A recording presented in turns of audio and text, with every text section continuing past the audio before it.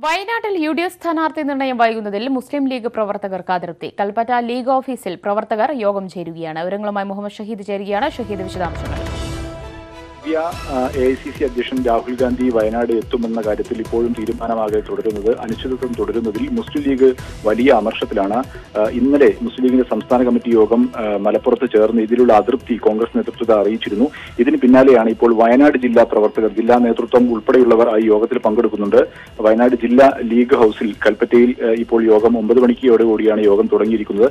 പ്രധാനമായും വലിയ UDF-ന് വലിയ മേൽക്കൈയുള്ള മണ്ഡലത്തിൽ ഇപ്പോഴുണ്ടാക്കിയിരിക്കുന്ന അനിശ്ചിതത്വവും അസ്വസ്ഥതയും ഈ സാധ്യതകളെ നശിപ്പിക്കുന്ന തരത്തിലേക്ക് കാര്യങ്ങൾ എത്തി എന്നാണ് ഇപ്പോൾ മുസ്ലിം ലീഗിനുള്ളിൽ ഉയരുന്ന വിമർശനം. ഘടകകക്ഷിയാണെങ്കിൽ പോലും വലിയ പ്രാതിനിധ്യം അല്ലെങ്കിൽ മുസ്ലിം ലീഗ് പ്രവർത്തകരുടെ വലിയൊരു വോട്ട് ഈ വയനാട് മണ്ഡലത്തിലുണ്ട്. ഇത് ഈ രീതിയിൽ നഷ്ടപ്പെടുത്താൻ തങ്ങൾക്ക് ആഗ്രഹിക്കുന്നില്ല. അടിയന്തരമായി ഈ കാര്യത്തിൽ ഒരു തീരുമാനം കോൺഗ്രസിന്റെ ഭാഗത്തു നിന്ന് ഉണ്ടാകണമെന്നാണ് മുസ്ലിം ലീഗ് പ്രവർത്തകർ ആവശ്യപ്പെടുന്നത്. ഈ യോഗം ചേർന്ന് വലിയ പ്രതിഷേധം രേഖപ്പെടുത്തി ഇക്കാര്യം മുസ്ലിം ലീഗിനുള്ളിലെ അമർഷം, പ്രവർത്തകർക്കുള്ളിലെ അമർഷം കോൺഗ്രസ് നേതൃത്വത്തെ അറിയിക്കുകയാണ് ലക്ഷ്യം. ഏതായാലും കഴിഞ്ഞ കുറച്ച് ദിവസങ്ങളായി ഈ മണ്ഡലത്തിൽ പ്രചരണം പൂർണ്ണമായി ഇപ്പോൾ സ്തംഭിച്ചിരിക്കുന്ന ഒരു സാഹചര്യമുണ്ട്. നിയോജക മണ്ഡലം കൺവെൻഷനുകൾ നടന്നെങ്കിൽ പോലും അടിത്തട്ടിൽ യാതൊരു പ്രവർത്തനവും നടക്കുന്നില്ല. ഇടതുപക്ഷ സ്ഥാനാർത്ഥി വളരെ മുന്നേറ്റം പോവുകയും ചെയ്തിട്ടുണ്ട്. ഈ സാഹചര്യത്തിൽ കൂടിയാണ് ഇത്തരമൊരു യോഗം ചേർന്ന് വിശദാംശങ്ങൾ നൽകിയത്.